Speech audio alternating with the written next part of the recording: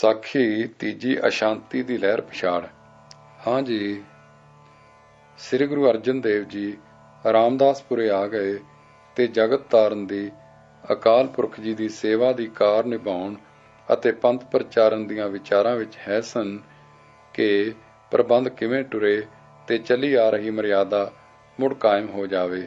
ਇਹਨਾਂ ਵਿਚਾਰਾਂ ਵਿੱਚ ਆਪ ਸੇ ਕਿ ਪ੍ਰਿਥਵੀ ਚੰਦ ਨੇ ਨਵੀਂ ਵਸੀ ਨਗਰੀ ਦੇ ਇੱਕ ਚੌਧਰੀ ਦੀ ਮਾਰਫਤ ਅਰਜ਼ ਕਲਵਾਈ ਕਿ ਸਭ ਕੁਝ ਗੁਰੂ ਰਾਮਦਾਸ ਜੀ ਆਪ ਨੂੰ ਦੇ ਗਏ ਹਨ। ਪ੍ਰਿਥਵੀ ਚੰਦ ਦਾ ਗੁਜ਼ਾਰਾ ਵੀ ਆਪ ਨੇ ਟੋਰਨਾ ਹੈ ਤੇ ਮਹਾਦੇਵ ਦਾ ਵੀ, ਸੋ ਉਹਨਾਂ ਨੂੰ ਕੁਛ ਦੇ ਦਿਓ। ਦਿਆਲ ਮੂਰਤੀ ਸਤਿਗੁਰ ਨੇ ਇਹ ਸੁਣ ਕੇ ਨਵੇਂ ਵਸੇ ਗਰਾਂ ਦੀਆਂ ਕੁਝ ਦੁਕਾਨਾਂ ਦੇ ਕਿਰਾਇਆਂ ਦੀ ਆਮਦਨ ਤੇ ਬਾਜ਼ਾਰ ਦਾ ਮਸੂਲ ਤਾਂ ਪ੍ਰਿਥਵੀ ਚੰਦ ਨੂੰ ਦੇ ਦਿੱਤਾ ਤੇ ਪਾਸੀਆ ਦੇ ਚੌਕ ਦੀ ਚੁੰਗੀ ਆਦਿ ਦੀ ਸਾਰੀ ਆਮਦਨ ਮਹਾਦੇਵ ਨੂੰ ਦੇ ਦਿੱਤੀ।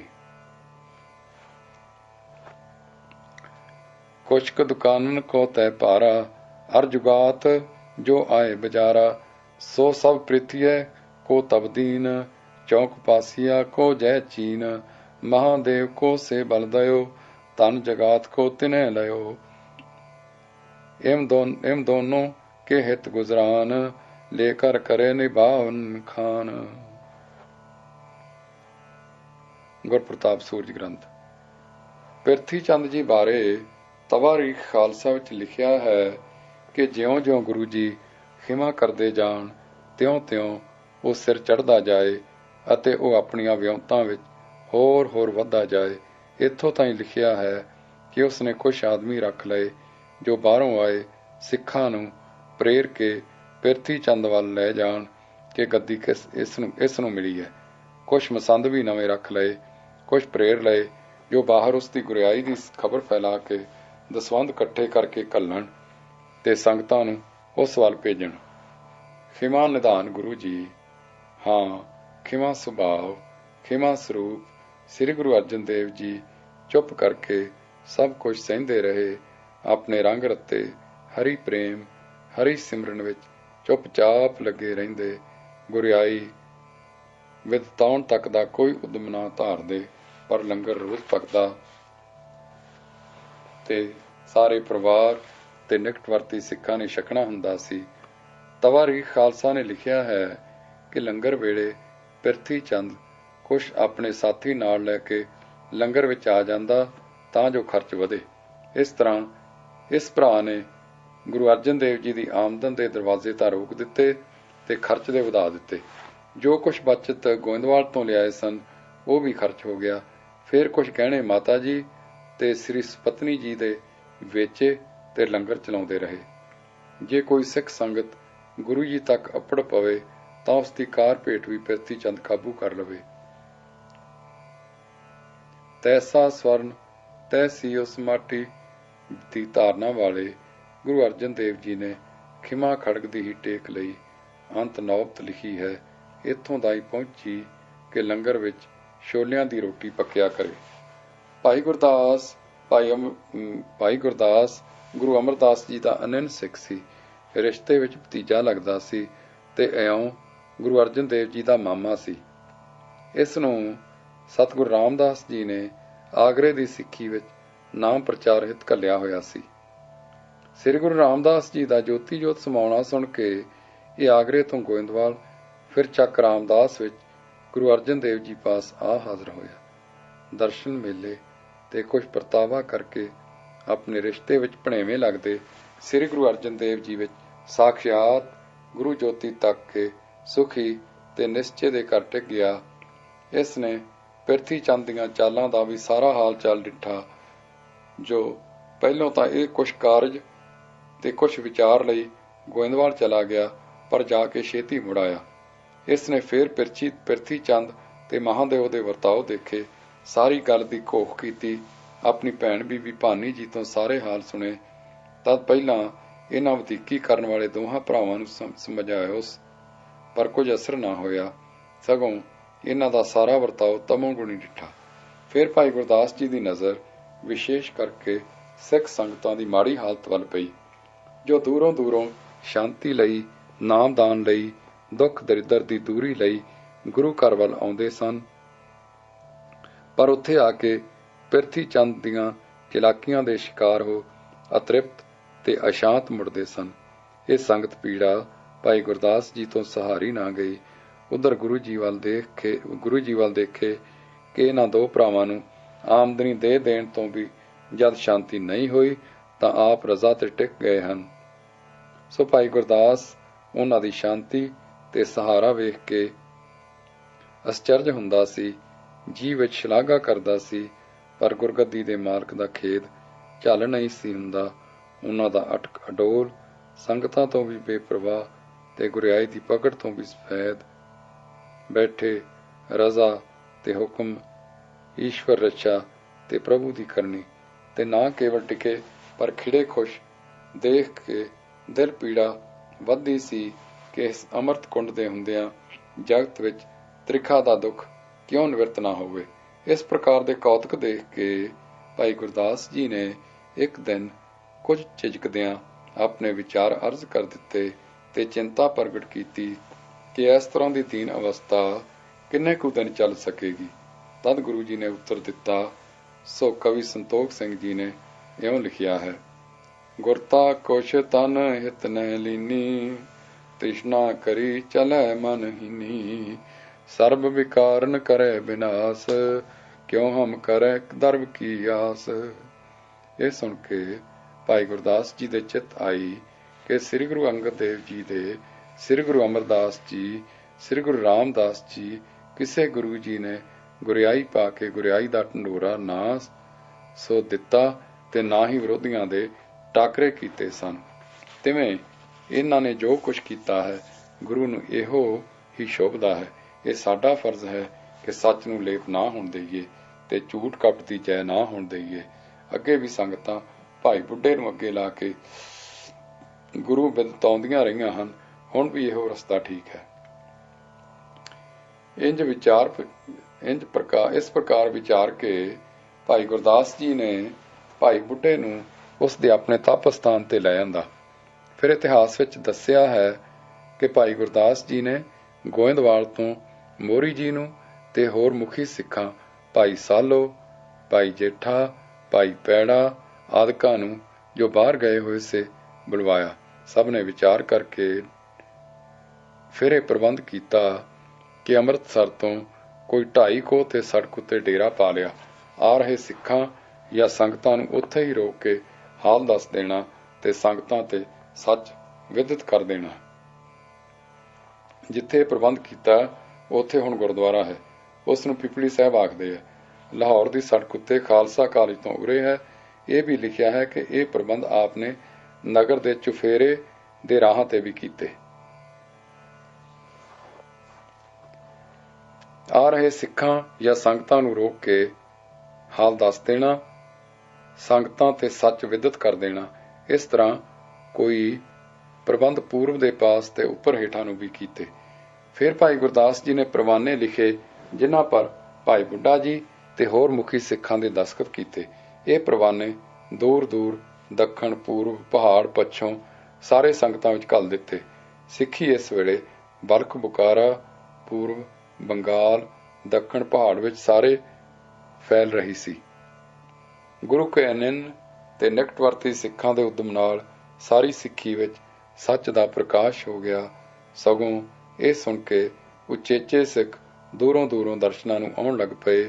ਪਿਰਥੀ ਚੰਦ ਦੇ ਪੱਖ ਦੀ ਗੱਲ ਕਰਨ ਵਾਲੇ ਨਵੇਂ ਰੱਖੇ ਮਸੰਦ ਜਾਂ ਹੋਰ ਬੰਦੇ ਸੂਗ ਨਾਲ ਦੇਖੇ ਜਾਣ ਲੱਗੇ, ਤਿਰਸਕਾਰੇ ਜਾਣ ਲੱਗ ਪਏ। ਹੁਣ ਰਾਮਦਾਸਪੁਰ ਪੁੱਜ ਕੇ ਸੰਗਤਾਂ ਸ੍ਰੀ ਗੁਰੂ ਅਰਜਨ ਦੇਵ ਜੀ ਦੇ ਦਰਸ਼ਨਾਂ ਤੱਕ ਅੱਪੜ ਜਾਂਦੀਆਂ ਤੇ ਵਿਰੋਧੀਆਂ ਦੀ ਕੋਈ ਪੇਸ਼ ਨਾ ਜਾਂਦੀ। ਇੱਧਰ ਬਾਬਾ ਬੁੱਢਾ ਤੇ ਭਾਈ ਗੁਰਦਾਸ ਜੀ ਦੇ ਕੀਤੇ ਪ੍ਰਬੰਧ ਸਾਵਧਾਨ ਰਹੇ ਤੇ ਢਿੱਲੇ ਨਾ ਪਏ। ਪਰਦੇਸਾਂ ਵਿੱਚ ਲਿਖਿਆ, ਜਿਸ ਤੋਂ ਪੇਸ਼ਾਵਰੀ ਲਾਲ ਚੰਦ ਜੀ, ਗਗਨਦਾਸ ਜੀ ਸ਼ਿਕਾਰਪੁਰੀਏ ਤੇ ਬਹਿਲਦਾਸ ਜੀ ਲਾਹੌਰੀਏ ਤੇ ਐਸੇ ਵੱਡੇ ਸ਼ਹਿਰਾਂ ਦੇ ਧਨੀ ਸਿੱਖ ਸਾਵਧਾਨ ਹੋ ਗਏ ਕਿ ਸਾਡੇ ਸੋਹਣੇ ਸਤਿਗੁਰੂ ਜੀ ਦੇ ਲੰਗਰ ਵਿੱਚ ਕਿਉਂ ਕਦੇ ਤੋਟ ਆਵੇ। ਹੁਣ ਲੰਗਰ ਪਿਛਲੇ ਸਤਿਗੁਰਾਂ ਦੇ ਲੰਗਰ ਵਾਂਗੂ ਸ਼ੁਰੂ ਹੋ ਗਿਆ। ਸਿੱਖਾਂ ਦੀ ਬੇਨਤੀ ਮੰਨ ਕੇ ਸਤਿਗੁਰੂ ਜੀ ਉਸੇ ਤਰ੍ਹਾਂ ਦੀਵਾਨ ਵਿੱਚ ਆਉਂਦੇ ਹਨ। ਆਸਾ ਦੀ ਵਾਰ ਦਾ ਦੀਵਾਨ ਸਜਦਾ, ਅਰਦਾਸਾਂ ਹੁੰਦੀਆਂ, ਸਿੱਖਾਂ ਦੀਆਂ ਮੁਰਾਦਾਂ ਪੁੱਗਦੀਆਂ ਹਨ, ਨਾਮਦਾਨ ਹੁੰਦੇ ਹਨ। ਸੋਦਰ ਦਾ ਦੀਵਾਨ ਵੀ ਉਸੇ ਤਰ੍ਹਾਂ ਸਜਦਾ ਹੈ ਤੇ ਗੁਰਸਿੱਖੀ ਦੀ ਜਗਤ ਉਦਾਰਕਾਰ ਚੱਲ ਰਹੀ ਹੈ। ਪ੍ਰਿਥੀ ਚੰਦ ਤੇ ਮਹਾਦੇਵ ਹੁਣ ਦੇਖ ਰਹੇ ਸਨ ਕਿ ਪਾਸਾ ਪਲਟ ਗਿਆ ਹੈ। ਤਦ ਜਾਪਦਾ ਹੈ ਕਿ ਭਾਈ ਗੁਰਦਾਸ ਜੀ ਦੇ ਹਥੀਕੇ ਕੁਝ ਜ਼ਾਹਰਾ ਸ਼ਾਂਤੀ ਦਾ ਰਾਹ ਤਾਂ ਪਕੜਿਆ, ਪਰ ਜੋ ਦੁਕਾਨਾਂ ਦੇ ਕਿਰਾਏ ਤੇ ਜਗਾਤ ਜਾਂ ਚੁੰਗੀ ਦੋਹਾਂ ਭਰਾਵਾਂ ਨੂੰ ਗੁਰੂ ਸਾਹਿਬ ਦੇ ਚੁੱਕੇ ਸਨ, ਉਸ ਆਮਦਨ ਦੇ ਖੁੱਸ ਜਾਣ ਦਾ ਦੋਹਾਂ ਭਰਾਵਾਂ ਨੂੰ ਤੌਖਲਾ ਵਾਪਰ ਪਿਆ ਕਿ ਜੇ ਇਹਨਾਂ ਸਿਰਕਰ ਦੇ ਸਿੱਖਾਂ ਨੇ ਇਹ ਵੀ ਬੰਦ ਕਰ ਦਿੱਤੀ, ਤਦ ਕਿਰਾਏਦਾਰਾਂ ਨਾਲ ਸਾਡੀ ਪੇਸ਼ ਨਹੀਂ ਜਾਣੀ। ਵੱਡੇ ਵੱਡੇ ਸਿਰਕਰ ਦੇ ਤੇ ਪਤਵੰਤੇ ਸਿੱਖ ਸਾਰੇ ਹੁਣ ਸ੍ਰੀ ਗੁਰੂ ਅਰਜਨ ਦੇਵ ਜੀ ਨੂੰ ਗੁਰੂ ਮੰਨ ਗਏ ਹਨ ਤੇ ਸਾਡੀਆਂ ਕਰਨੀਆਂ ਤੇ ਉਹਨਾਂ ਵਿੱਚ ਸਾਡੇ ਸਤਿਕਾਰ ਦਾ ਕੋਈ ਅੰਸ਼ ਨਹੀਂ ਰਹਿਣ ਦਿੱਤਾ। ਚੰਗਾ ਹੋਵੇ ਇਹ ਆਮਦਨ ਪੱਕੀ ਹੋ ਜਾਵੇ। ਸੋ ਭਾਈ ਗੁਰਦਾਸ ਸਾਂਝੇ ਮਾਮਾ ਜੀ ਨੂੰ ਕਹਾ ਕਿ ਉਹ ਆਮਦਨ ਪੱਕੇ ਤੌਰ ਤੇ ਸ੍ਰੀ ਗੁਰੂ ਅਰਜਨ ਦੇਵ ਜੀ ਤੋਂ ਆਪਣੇ ਨਾਮ ਪਟਾ ਲਿਖਵਾ ਕੇ ਕਰਾ ਲਈ। ਜਾਪਦਾ ਹੈ ਕਿ ਭਾਈ ਬੁੱਢਾ ਜੀ ਦੀ ਹਿੰਮਤ ਤੇ ਦਾਨਾਈ ਤੇ ਭਾਈ ਗੁਰਦਾਸ ਆਦਿਕਾਂ ਦੀ ਦੂਰ ਅੰਦੇਸ਼ੀ ਤੇ ਸੁਚੇਤੀ ਨੇ ਤੇ ਲੰਗਰ ਨਾਲ ਲੱਗੇ ਝਬਾਲ ਆਦਿਕ ਪਿੰਡਾਂ ਦੀ ਆਮਦਨ ਦਾ ਪ੍ਰਬੰਧ ਵੀ ਕਰ ਲਿਆ ਸੀ ਤੇ ਭਾਈ ਬੁੱਢਾ ਜੀ ਨੇ ਆਪਣੇ ਹੱਥ ਵਿੱਚ ਲੈ ਲਿਆ ਸੀ ਤੇ ਅਕਸਰ ਝਬਾਲ ਬੀੜ ਵਿੱਚ ਰਹਿੰਦੇ ਸਨ। ਇਸ ਪ੍ਰਕਾਰ ਦੇ ਹਾਲਾਂ ਹੇਠ ਜ਼ਾਹਰਾ ਤੌਰ ਤੇ ਹੁਣ ਗੁਰੂ ਕੀ ਨਗਰੀ ਵਿੱਚ ਉਦਾਲਿਓਂ ਅਸ਼ਾਂਤੀ ਦੀ ਲਹਿਰ ਪਛਾੜ ਹੁਣ ਕੁਛ ਸ਼ਮਨ ਹੋ ਗਈ। ਕੁਛ ਇਹ ਵੀ ਵਿਚਾਰ ਕੰਮ ਕਰਦੀ ਸੀ ਕਿ ਗੁਰੂ ਅਰਜਨ ਦੇਵ ਜੀ ਦੇ ਘਰ ਸੰਤਾਨ ਨਹੀਂ ਤੇ ਪ੍ਰਿਥੀ ਚੰਦ ਦੇ ਘਰ ਮਿਹਰਬਾਨ ਬੇਟਾ ਹੈ, ਸੋ ਵਾਰਸ ਅਖੀਰ ਮਿਹਰਬਾਨ ਨੇ ਹੋਣਾ ਹੈ। ਵਾਹਿਗੁਰੂ ਜੀ ਕਾ ਖਾਲਸਾ, ਵਾਹਿਗੁਰੂ ਜੀ ਕੀ ਫਤਿਹ। ਸਾਖੀ ਚੌਥੀ ਸੰਤੋਖਸਰ। ਸ੍ਰੀ ਗੁਰੂ ਰਾਮਦਾਸ ਨੇ ਤੀਸਰੇ ਸਤਿਗੁਰਾਂ ਦੀ ਆਗਿਆ ਵਿੱਚ ਜੋ ਪਹਿਲਾਂ ਜਾਂ ਖੁਣਵਾਇਆ ਸੀ ਉਹ ਵਿੱਚੇ ਛੱਡ ਦਿੱਤਾ ਗਿਆ ਸੀ। ਫਿਰ ਉਹ ਥਾਂ ਖੁਣਵਾਇਆ ਗਿਆ ਜਿੱਥੇ ਹੁਣ ਸ੍ਰੀ ਅੰਮ੍ਰਿਤ ਸਰੋਵਰ ਹੈ। ਗੁਰੂ ਰਾਮਦਾਸ ਜੀ ਦੇ ਪ੍ਰਸੰਗਾਂ ਵਿੱਚ ਪੜ੍ਹ ਆਏ ਹਾਂ ਕਿ ਆਪ ਜੀ ਨੇ ਅੰਮ੍ਰਿਤਸਰ ਦਾ ਸਾਰਾ ਤਾਲ ਖੁਦਵਾ ਲਿਆ ਸੀ ਤੇ ਵਿਚਾਲੇ ਜੋ ਥੜਾ ਹਰੀ ਮੰਦਰ ਵਾਸਤੇ ਰਚਿਆ ਸੀ ਉਸ ਤੇ ਬੈਠ ਕੇ ਜੋਤਾਂ ਜਗਾਉਂਦੇ ਸਨ। ਭਾਵ ਇਹ ਸੀ ਕਿ ਦੀਵਾਨ ਸਜਦੇ ਸਨ, ਕੀਰਤਨ ਹੁੰਦੇ ਸਨ, ਜੀਅ ਦਾਨ ਦਿੱਤੇ ਜਾਂਦੇ ਸਨ। ਇਸ ਪ੍ਰਕਾਰ ਆਤਮ ਜੋਤਾਂ ਪ੍ਰਕਾਸ਼ ਪਾਉਂਦੀਆਂ ਸਨ। ਇਸ ਦਾ ਸਬੂਤ ਭਾਈ ਗੁਰਦਾਸ ਜੀ ਦੇ ਇਸ ਵਾਕ ਤੋਂ ਮਿਲ ਜਾਂਦਾ ਹੈ ਜੋ ਉਸ ਵੇਲੇ ਦੇ ਸਾਖੀ ਹਨ। ਦਿਚੈ ਪੂਰਬ ਦੇਵਣਾ ਜਿਸ ਦੀ ਵਸਤ ਤਿਸੈ ਕਰ ਆਵੈ, ਬੈਠਾ ਸੋਢੀ ਪਾਤਸ਼ਾਹ ਰਾਮਦਾਸ ਸਤਿਗੁਰੂ ਕਹਾਵੈ। ਪੂਰਨ ਤਾਲ ਖਟਾਇਆ ਅੰਮ੍ਰਿਤਸਰ ਵਿੱਚ ਜੋਤ ਜਗਾਵੈ। ਇਸ ਤੋਂ ਪਤਾ ਲੱਗਾ ਕਿ ਤਾਲ ਸਾਰਾ ਕੁਣਿਆ ਜਾ ਚੁੱਕਾ ਸੀ ਤੇ ਵਿਚਾਲੇ ਥਾਂ ਸੀ ਜਿੱਥੇ ਗੁਰੂ ਜੀ ਬੈਠਦੇ, ਦੀਵਾਨ ਸਜਦੇ ਤੇ ਕੀਰਤਨ ਉਪਦੇਸ਼ ਹੁੰਦੇ ਸਨ। ਚਾਹੋ ਕੋਈ ਮੰਡਪ ਛਾ ਲਿਆ ਸੀ, ਚਾਹੋ ਕੋਈ ਆਰਜ਼ੀ ਮੰਦਰ ਰਚ ਲਿਆ ਸੀ। ਅੰਮ੍ਰਿਤਸਰ ਤਦੋਂ ਸਰੋਵਰ ਦਾ ਨਾਮ ਸੀ, ਸ਼ਹਿਰ ਦਾ ਨਹੀਂ ਸੀ। ਸਰੋਵਰ ਵਿੱਚ ਜੋਤਾਂ ਤਾਂ ਹੀ ਜਗ ਸਕਦੀਆਂ ਸਨ ਜੋ ਵਿਚਾਲੇ ਟਿਕਾਣਾ ਸੀ। ਟਿਕਾਣੇ ਤੱਕ ਮਿੱਟੀ ਦਾ ਨਿੱਘਰ ਰਸਤਾ ਸੀ। ਤਾਰੀਖ ਖਾਲਸਾ ਵਿੱਚ ਲਿਖਿਆ ਹੈ ਕਿ ਅੰਮ੍ਰਿਤਸਰ ਤਲਾਉ ਦੇ ਵਿਚਕਾਰ ਇੱਕ ਥੜੇ ਉੱਤੇ ਉੱਚੇ ਥਾਂ ਜਦੋਂ ਇਹ ਕੱਚਾ ਟੋਭਾ ਸੀ, ਬੇਰੀ ਦੇ ਦਰਖਤ ਹੇਠ ਨਿਤਾ ਪ੍ਰਤੀ ਗੁਰੂ ਰਾਮਦਾਸ ਜੀ ਬੈਠ ਕੇ ਭਜਨ ਕਰਦੇ ਤੇ ਸੰਗਤਾਂ ਨੂੰ ਉਪਦੇਸ਼ ਦਰਸ਼ਨ ਦਿੰਦੇ ਸਨ। ਸ੍ਰੀ ਗੁਰੂ ਰਾਮਦਾਸ ਜੀ ਸ੍ਰੀ ਗੁਰੂ ਅਰਜਨ ਦੇਵ ਜੀ ਨੂੰ ਪੱਕਾ ਤਾਲ ਤੇ ਹਰਿਮੰਦਰ ਸਾਜਣ ਦੀ ਆਗਿਆ ਦੇ ਗਏ ਸਨ। ਆਪ ਜੀ ਨੂੰ ਸੰਗਤਾਂ ਉਧਾਰ ਕਰਨ ਦੇ ਨਾਲ ਨਾਲ ਇਹ ਕਾਰਜ ਕਰਨਾ ਵੀ ਇੱਕ ਭਾਰੀ ਜ਼ਿੰਮੇਵਾਰੀ ਜਾਪਦੀ ਸੀ। ਇਸ ਲਈ ਇਸ ਦਾ ਉਦਮ ਵਿਚਾਰਨ ਲੱਗ ਪਏ। ਜਿੱਥੇ ਅੰਮ੍ਰਿਤਸਰ ਸ਼ਹਿਰ ਵਿੱਚ ਅੱਜ ਕੱਲ੍ਹ ਸੰਤੋਖਸਰ ਨਾਮੇ ਸਰੋਵਰ ਹੈ, ਇਸ ਦੇ ਕਿਨਾਰੇ ਇੱਕ ਪੁਰਾਤਨ ਟਾਹਲੀ ਦਾ ਪੇੜ ਹੈ। ਇੱਥੇ ਸ੍ਰੀ ਗੁਰੂ ਰਾਮਦਾਸ ਜੀ ਬੈਠ ਕੇ ਕਾਰ ਕਰਾਉਂਦੇ ਹੁੰਦੇ ਸਨ। ਹੁਣ ਲੌਡੇ ਪੈਰ ਗੁਰੂ ਅਰਜਨ ਦੇਵ ਜੀ ਇੱਥੇ ਆ ਬੈਠਿਆ ਕਰਦੇ ਸਨ। ਇੱਥੇ ਟਾਹਲੀ ਵੀ ਉਹ ਖੜੀ ਹੈ, ਗੁਰਦੁਆਰਾ ਵੀ ਹੈ, ਸੰਤੋਖਸਰ ਦਾ ਕਿਨਾਰਾ ਹੈ।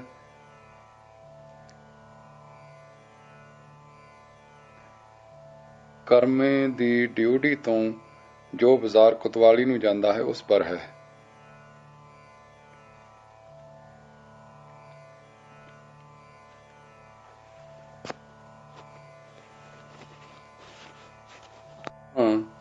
ਇਸ ਤਾਲ ਦੀ ਹੋਰ ਖੁਣਵਾਈ ਸ਼ੁਰੂ ਹੋਈ। ਲਿਖਿਆ ਹੈ ਕਿ ਹੋਰ ਖੁਣਵਾਈ ਕੀਤੀ ਤਾਂ ਹੇਠੋਂ ਇੱਕ ਮੱਠ ਨਿਕਲਿਆ। ਇਸ ਵਿੱਚੋਂ ਇੱਕ ਜੋਗੀ ਨਿਕਲਿਆ ਜਿਸ ਦੇ ਪ੍ਰਾਣ ਚੜ ਰਹੇ ਸਨ ਤੇ ਉਹ ਸਮਾਧੀ ਸਥਿਤ ਸੀ। ਸ੍ਰੀ ਗੁਰੂ ਜੀ ਦੀ ਦੱਸੀ ਤਰਕੀਬ ਨਾਲ ਮਾਰਸ਼ਾਂ ਆਦਿ ਕਰਨੇ ਤੇ ਉਸ ਦੇ ਪ੍ਰਾਣ ਚੱਲ ਪਏ ਤੇ ਹੋਸ਼ ਆ ਗਈ।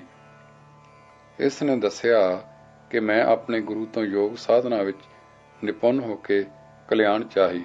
ਉਸ ਨੇ ਕਿਹਾ, ਸਮਾਧੀ ਲਾ, ਪ੍ਰਾਣ ਚੜਾ ਕੇ ਮੱਠ ਬਣਾ ਕੇ ਬੈਠ ਜਾ। ਸਮਾਂ ਪਾ ਕੇ ਗੁਰੂ ਅਰਜਨ ਦੇਵ ਜੀ ਹੋਣਗੇ, ਉਹ ਤੇਰੀ ਕਲਿਆਣ ਕਰਨਗੇ।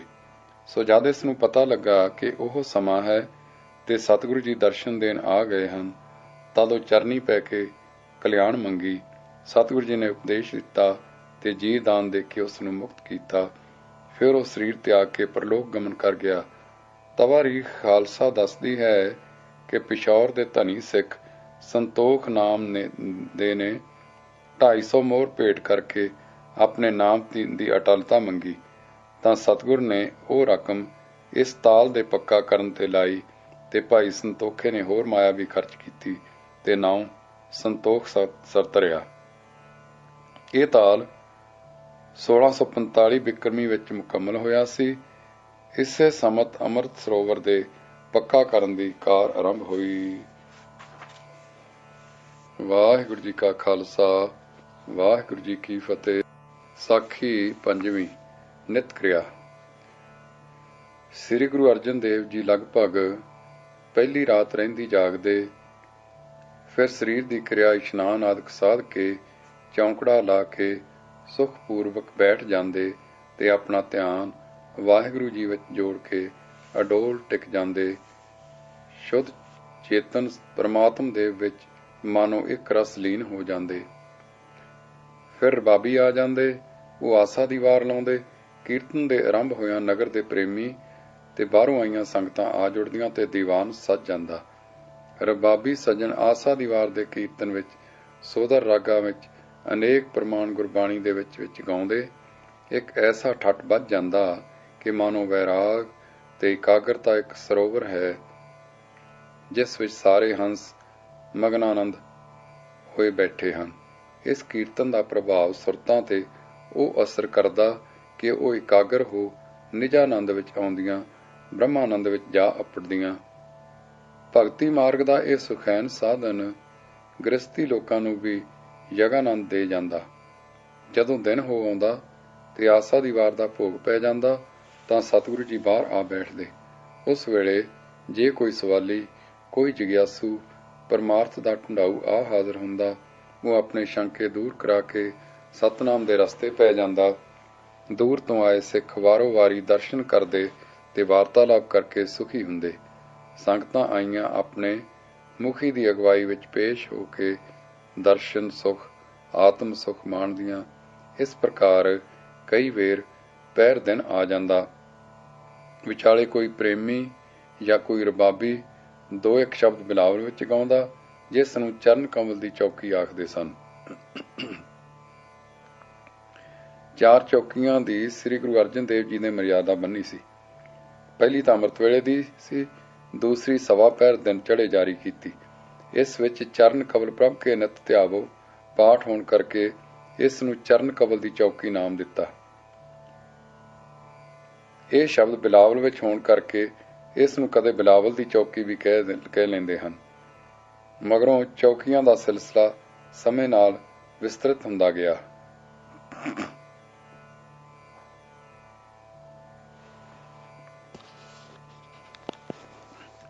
ਦੋ ਪਹਿਰ ਦਿਨ ਚੜ੍ਹੇ ਤੋਂ ਕੁਝ ਪਹਿਲਾਂ ਸੰਦੇਸ਼ ਆਉਂਦਾ ਕਿ ਪ੍ਰਸ਼ਾਦ ਤਿਆਰ ਹੈ। ਤਦ ਸੰਗਤ ਸਮੇਤ ਗੁਰੂ ਭਗਵਾਨ ਲੰਗਰ ਵਿੱਚ ਪੰਗਤ ਜਾ ਲਾਉਂਦੇ। ਸਭ ਨੂੰ ਤ੍ਰਿਪਤ ਕਰਕੇ ਆਪ ਉੱਠਦੇ ਤੇ ਫਿਰ ਆਰਾਮ ਕਰਦੇ। ਲਾਹੁਡੇ ਪਹਿਰ ਫਿਰ ਦੀਵਾਨ ਸਜਦਾ ਤੇ ਗੁਰਮਤਿ ਦੀ ਕਥਾ ਹੁੰਦੀ। ਫਿਰ ਸੰਧਿਆ ਸਮੇਂ ਦੀਵਾਨ ਸਜਦਾ, ਕੀਰਤਨ ਹੁੰਦਾ।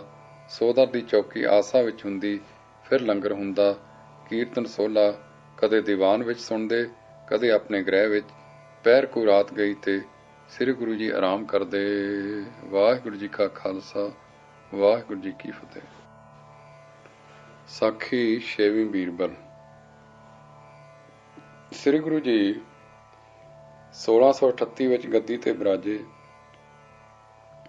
1642-43 ਵਿੱਚ ਇੱਕ ਘਟਨਾ ਵਰਤੀ ਜੋ ਇਸ ਪ੍ਰਕਾਰ ਹੈ।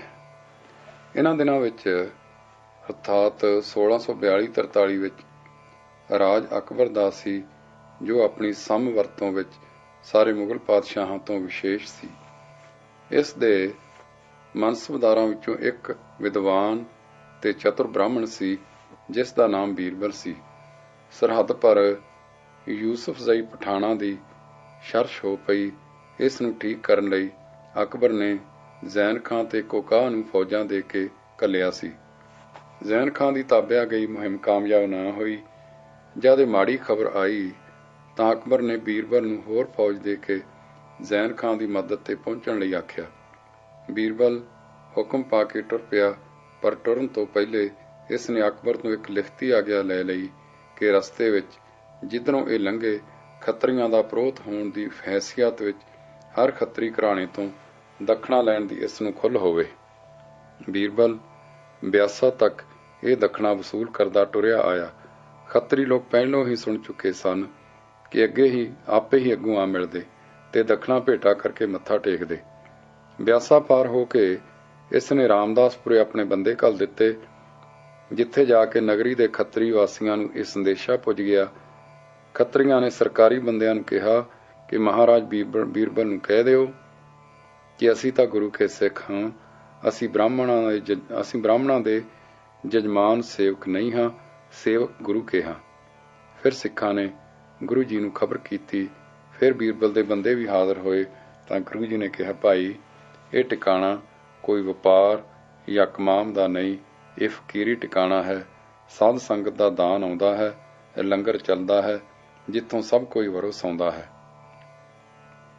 ਬੇਸ਼ੱਕ ਉੱਥੋਂ ਫੌਜਾਂ ਵੀ ਭੋਜਨ ਛਕ ਕੇ ਲੰਘਣ, ਪਰ ਕਰ ਗੁਰੂ ਘਰ ਤੇ ਕਦੇ ਨਹੀਂ ਲੱਗਾ ਤੇ ਨਾ ਚਾਹੀਏ ਕਿ ਲੱਗੇ। ਇੱਥੇ ਤਾਂ ਅਕਬਰ ਆਪ ਸਾਡੇ ਵੱਡੇ ਗੁਰੂ ਸਾਹਿਬਾਂ ਵੇਲੇ ਲੰਗਰ ਲਈ ਪਿੰਡ ਭੇਟਾ ਕਰ ਗਿਆ ਸੀ। ਜਦ ਬੀਰਬਲ ਨੂੰ ਉਸ ਦੇ ਅਗਰਾਈਆਂ ਨੇ ਇਹ ਗੱਲ ਕਹੀ ਤਾਂ ਉਸ ਨੂੰ ਬੁਰੀ ਲੱਗੀ। ਉਹ ਅੱਗੇ ਹੀ ਇਸ ਸਿੱਖੀ ਵਿੱਚ ਘਰ ਤੋਂ ਨਾਰਾਜ਼ ਸੀ, ਜਿੱਥੇ ਵਰਣ ਆਸ਼ਰਮ ਦੀ ਬੰਦਸ਼ ਤੋੜੀ ਤੇ ਭਰਾਤਰੀ ਭਾਵ ਸਿਖਾਲਿਆ ਜਾਂਦਾ, ਉਸ ਨੂੰ ਮਾੜਾ ਲੱਗਦਾ ਸੀ। ਸੋ ਗੁੱਸੇ ਵਿੱਚ ਭਰ ਕੇ ਉਸ ਨੇ ਗੁਰੂ ਜੀ ਨੂੰ ਹੁਕਮ ਘੱਲਿਆ ਕਿ ਤੂੰ ਖੱਤਰੀ ਹੈ, ਤੇਰੀ ਵਸੋਂ ਖੱਤਰੀ ਹੈ, ਜੋ ਕਰ ਮੈਂ ਲਾਇਆ ਹੈ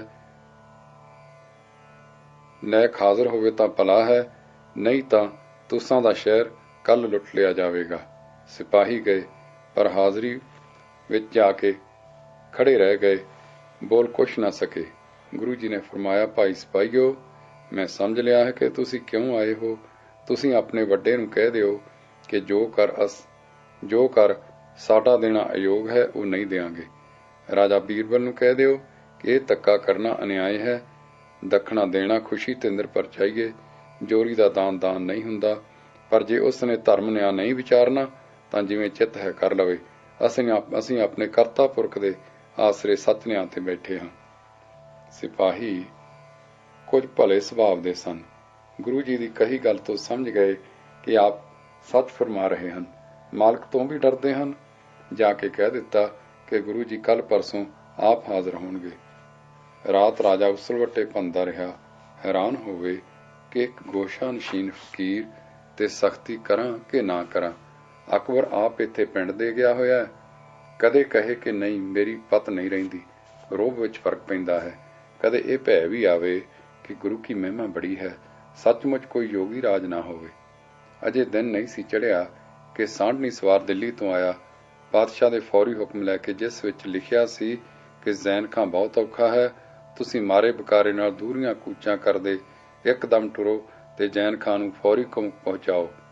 ਬੀਰਬਲ ਨੇ ਡੰਕਾ ਵਜਵਾ ਕੇ ਛੇਤੀ ਕੂਚ ਕਰ ਦਿੱਤੀ, ਪਰ ਪਰਗਨੇ ਦੇ ਹਾਕਮ ਨੂੰ ਕਹਿ ਗਿਆ ਕਿ ਜੇ ਗੁਰੂ ਅੱਜ ਕੱਲ ਤੁਸਾਂ ਪਾਸ ਨਾ ਆਇਆ ਤਾਂ ਮੁੜਦੀ ਵੇਰ ਗੁਰੂ ਕੇ ਚੱਕ ਨੂੰ ਸਿੱਧਿਆਂ ਕਰਾਂਗਾ। ਇਹ ਗੱਲ ਵੀ ਗੁਰੂ ਤੱਕ ਆਪੜੀ। ਫਰਮਾਉਣ ਲੱਗੇ, ਉਹ ਹੋਵੇਗਾ ਜੋ ਕਰਤਾਰ ਨੇ ਠੱਠ ਰੱਖਿਆ ਹੈ, ਉਹ ਨਹੀਂ ਹੋਵੇਗਾ ਜੋ ਉਹ ਚਾਹੁੰਦਾ ਹੈ ਕਿ ਨਾ ਹੋਵੇ।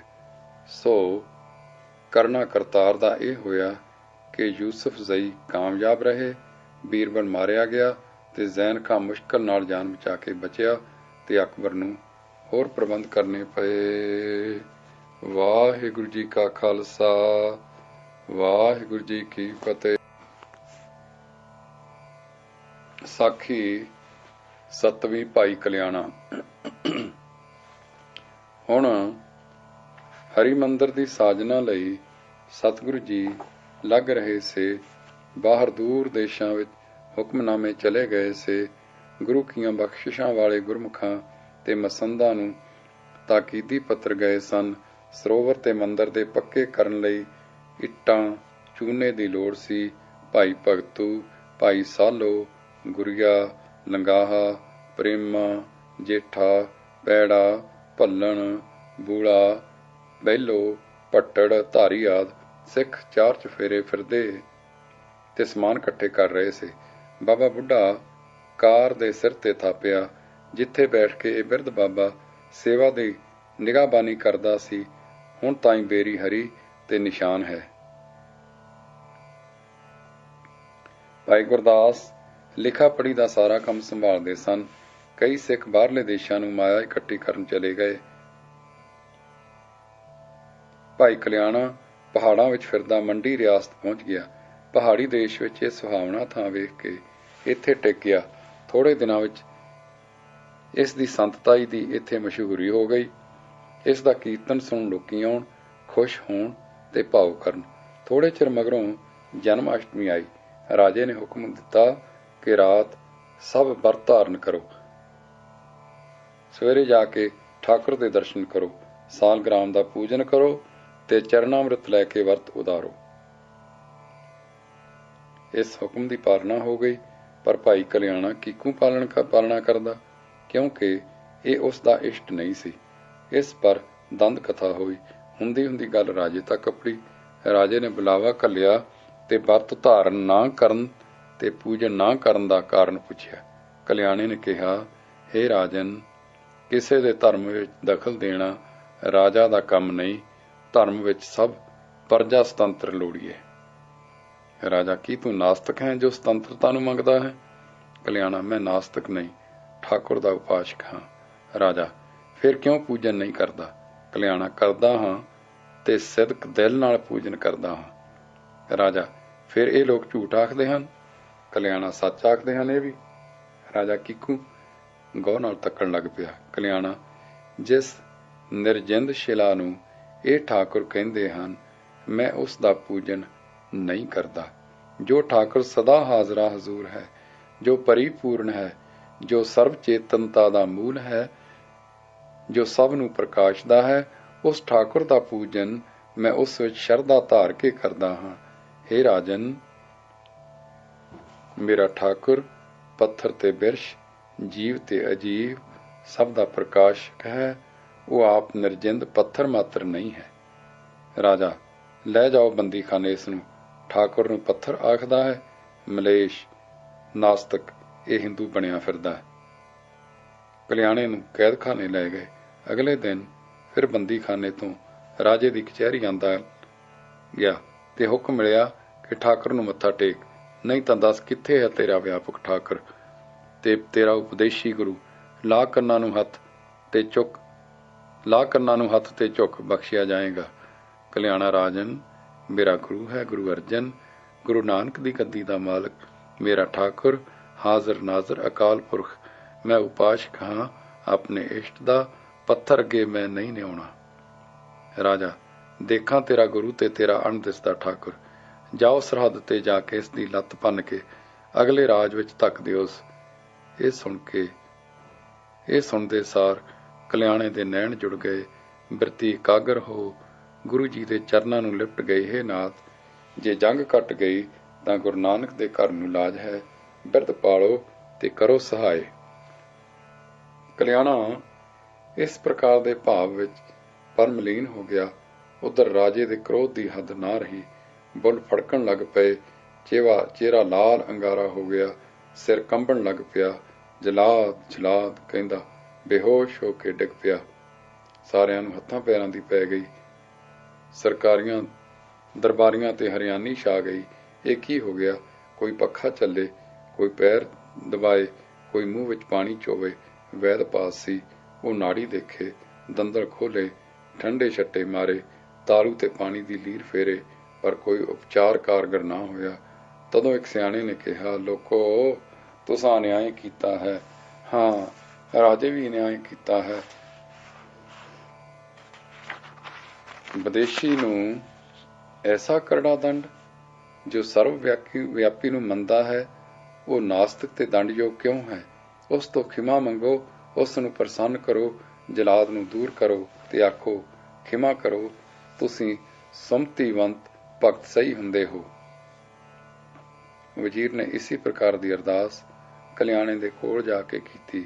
ਕਲਿਆਣੇ ਨੇ ਕਿਹਾ, ਭਾਈ, ਆਪਣੇ ਮੰਦੇ ਕਰਮ ਜੀਵ ਦੇ ਵੈਰੀ ਹਨ। ਅਸੀਂ ਤਾਂ ਨਿਰਵੈਰ ਦੇ ਉਪਾਸ਼ਕ ਹਾਂ। ਮੈਂ ਆਪਣੇ ਇਸ਼ਟ ਦੇਵ ਅੱਗੇ ਪ੍ਰਾਰਥਨਾ ਕਰਦਾ ਹਾਂ, ਜਿਸ ਦੀ ਬੇਅਦਬੀ ਤੁਸਾਂ ਤੇ ਰਾਜੇ ਨੇ ਕੀਤੀ ਹੈ। ਜੇ ਰਾਜਾ ਸਾਵਧਾਨ ਹੋ ਜਾਏ ਤਾਂ ਤੁਸੀਂ ਸਾਰੇ ਮੇਰੇ ਸਤਿਗੁਰ ਜਾਗਤ ਦੇਵ ਤੋਂ ਚੱਲ ਕੇ ਸਮੱਤੀ ਲਓ।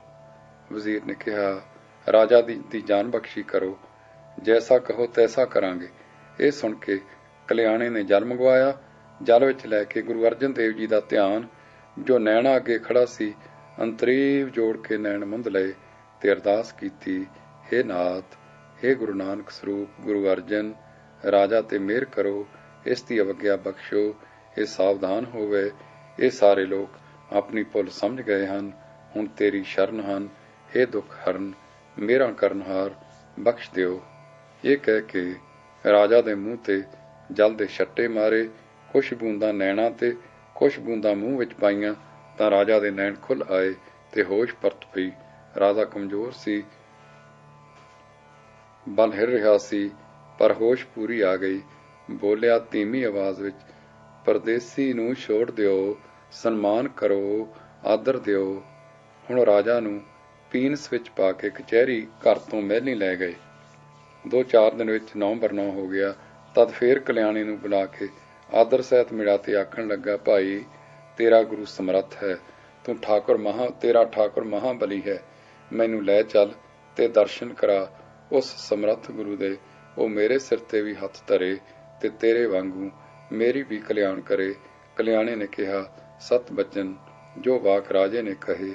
ਕਵੀ ਸੰਤੋਖ ਸਿੰਘ ਜੀ ਇਉਂ ਲਿਖਦੇ ਹਨ, ਅਬ ਕਿਸ ਸਥਾਨ ਸਤਿਗੁਰੂ ਰਹੈ, ਤਿਨ ਕੇ ਦਰਸ਼ਨ ਕਰਨ ਚਿਤ ਚਹੈ, ਲੈ ਕਰ ਹਮਕੋ ਆਪਣੇ ਸਾਥ, ਕਰੋ ਮਿਲਾਵਨ ਸ੍ਰੀ ਗੁਰੂ ਨਾਥ। ਵਾਹਿਗੁਰੂ ਜੀ ਕਾ ਖਾਲਸਾ, ਵਾਹਿਗੁਰੂ ਜੀ ਕੀ ਫਤਿਹ।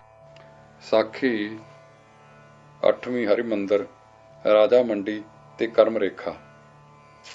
ਰਾਜੇ ਦੀ ਤੀਬਰ ਹੋ ਰਹੀ ਸ਼ਰਧਾ ਵੇਖ ਕੇ ਭਾਈ ਕਲਿਆਣਾ ਰਾਜੇ ਨੂੰ ਨਾਲ ਲੈ ਕੇ ਟੁਰਿਆ। ਰਾਜਸੀ ਸਮਾਨ ਨਾਲ ਕੁਝ ਪਿਆਦੇ, ਕੁਝ ਅਹਿਲਕਾਰ, ਘੋੜੇ, ਤੰਬੂ ਸਮਾਨ ਲੈ ਕੇ ਮੰਡੀ ਤੋਂ ਟੁਰੇ ਤੇ ਸਨੇ ਸ੍ਰੀ ਰਾਮਦਾਸਪੁਰ ਆ ਗਏ। ਸੋਹਣੇ ਥਾਂ ਡੇਰਾ ਕਰਵਾਇਆ ਗਿਆ। ਫਿਰ ਗੁਰੂ ਜੀ ਦੇ ਦਰਸ਼ਨ ਮੇਲੇ ਹੋਏ। ਲਿਖਿਆ ਹੈ ਕਿ ਸ੍ਰੀ ਗੁਰੂ ਜੀ ਇੱਕ ਦਿਨ ਆਦਿ ਗੁਰੂ ਸਾਹਿਬ ਦੇ ਦੱਖਣੀ ਓਂਕਾਰ ਦਾ ਪਾਠ ਕਰ ਰਹੇ ਸਨ ਤੇ ਇਹ ਤੁਕਾਂ ਵਾਚ ਰਹੇ ਸਨ ਜੋ ਰਾਜੇ ਦੇ ਕੰਨੀ ਪਈਆਂ। ਲੇਖ ਨ ਮਿਟਈ ਹੈ ਸਖੀ, ਜੋ ਲਿਖਿਆ ਕਰਤਾਰ, ਆਪੇ ਕਾਰਨ ਜਿਨ ਕੀਆ, ਕਰ ਕਿਰਪਾ ਭਗਤਾਰ, ਕਰਤੇ ਹੱਥ ਵਡਿਆਈਆਂ, ਬੂਝੋ ਗੁਰ ਵਿਚਾਰ, ਲਿਖਿਆ ਫੇਰ ਨਾ ਸਕੀਐ, ਜੋ ਭਾਵੀ ਤਿਉ ਸਾਰ, ਨਦਰ ਤੇਰੀ ਸੁਖ ਪਾਇਆ, ਨਾਨਕ ਸ਼ਬਦ ਵਿਚਾਰ। ਰਾਜਾ ਚਰਨਾਂ ਤੇ ਮੱਥਾ ਟੇਕ ਕੇ ਬੈਠ ਗਿਆ। ਪਾਠ ਕੰਨੀ ਪੈ ਗਿਆ ਸੀ। ਮਨ ਸੋਚਾਂ ਵਿੱਚ ਲੈ ਗਿਆ ਸੀ ਕਿ ਜੇ ਲਿਖਿਆ ਫੇਰ ਨਹੀਂ ਸਕੀਦਾ ਤਾਂ ਗੁਰੂ ਕੀ ਸ਼ਰਨ ਲੈਣ ਦਾ ਕੀ ਲਾਭ। ਸੋਚੇ ਕਿ ਪੁੱਛਾਂ, ਫੇਰ ਸੋਚੇ ਕਿ ਪੁੱਛਣਾ ਅਦਬ ਵਿੱਚ ਕਸਰ ਹੋਸੀ, ਪਰ ਜੀ ਨੂੰ ਖੁਦਕੁਤੀ ਐਸੀ ਲੱਗੀ ਤੇ ਨਾ ਰਿਹਾ ਗਿਆ। ਦੱਬੇ ਦੰਦੀ ਸਹਿਜ ਨਾਲ ਪੁੱਛਣ ਲੱਗਾ, ਗੁਰੂ ਜੀਓ, ਜੇ ਲਿਖੇ ਭਾਗ ਅਵਸ਼ਮੇਵ ਭੋਗਣੇ ਹਨ, ਤਦ ਸ੍ਰੀ ਜੀ ਦੇ ਸਿੱਖ ਬਣਨੇ ਦਾ ਜਿਸ ਚਾਹਨਾ ਵਿੱਚ ਮੈਂ ਆਇਆ ਸਾਂ, ਕਿਵੇਂ ਲਾਭ ਹੋਸੀ ਜੀਓ ਜੀ।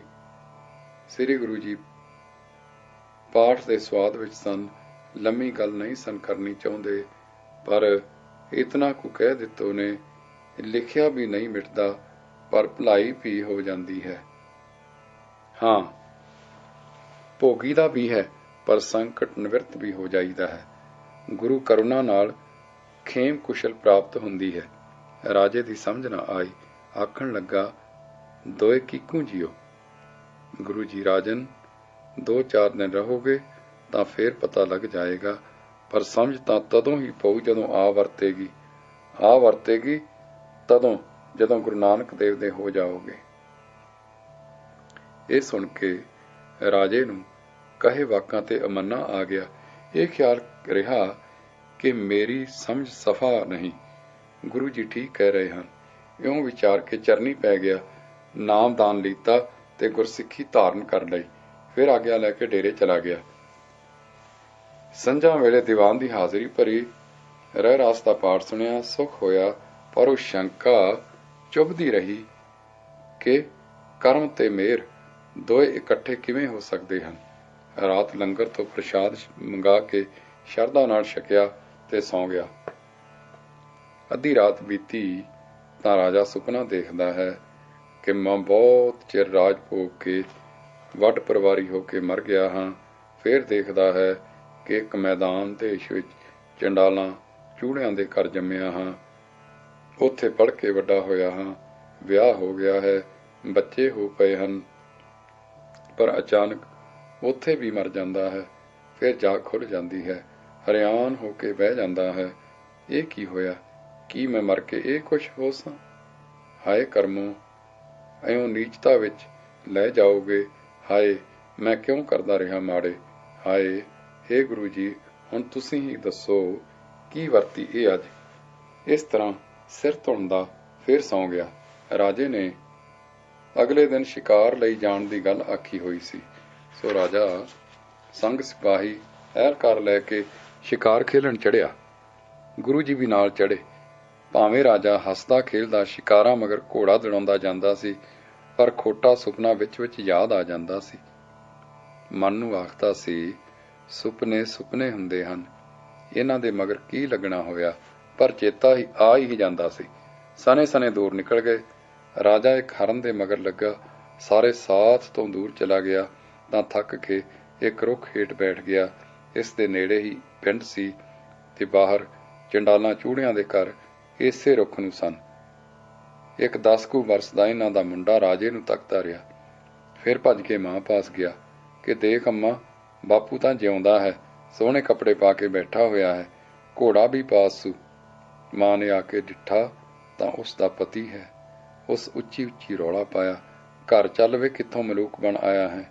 ਗੱਲ ਕੀ, ਸਾਰੇ ਟੱਬਰ ਵਿੱਚ ਰੌਲਾ ਪੈ ਗਿਆ। ਸਾਰੇ ਦੁਆਲੇ ਆ ਜੁੜੇ। ਸਾਰੇ ਕਹਿਣ, ਘਰ ਚੱਲ ਤੂੰ। ਰਾਜਾ ਵੀ ਦੇਖੇ ਕਿ ਉਹ ਟੱਬਰ ਹੈ ਜੋ ਸੁਪਨੇ ਵਿੱਚ ਡਿੱਠਾ ਸੀ ਕਿ ਮੇਰੇ ਘਰ ਜੰਮਿਆ ਪਲਿਆ ਹੈ। ਗੱਲ ਕੀ, ਘੇਰੇ ਪਾਉਣ ਵਾਲੇ ਉਤਾਵਲੇ ਹਨ ਘਰ ਲਿਜਾਣ ਨੂੰ। ਰਾਜਾ ਪਰੇਸ਼ਾਨ ਹੈ। ਰਾਤ ਦੇ ਸੁਪਨੇ ਤੇ ਹੁਣ ਦੀ ਪ੍ਰਤੱਖ ਹਾਲਤ ਨੂੰ ਵੇਖ ਕੇ ਬਥੇਰਾ ਆਖਦਾ ਹੈ, ਸਮਝਾਉਂਦਾ ਹੈ, ਡਰਾਉਂਦਾ ਹੈ, ਪਰ ਟੱਬਰ ਤੇ ਕੋਈ ਅਸਰ ਨਹੀਂ ਹੁੰਦਾ। ਇਹਨੇ ਨੂੰ ਸ੍ਰੀ ਗੁਰੂ ਜੀ ਤੇ ਸਾਰਾ ਡੇਰਾ ਪੁੱਜ ਪਿਆ। ਚੰਡਾਲ ਗੁਰੂ ਜੀ ਨੂੰ ਵੀ ਪਛਾਣਦੇ ਸਨ।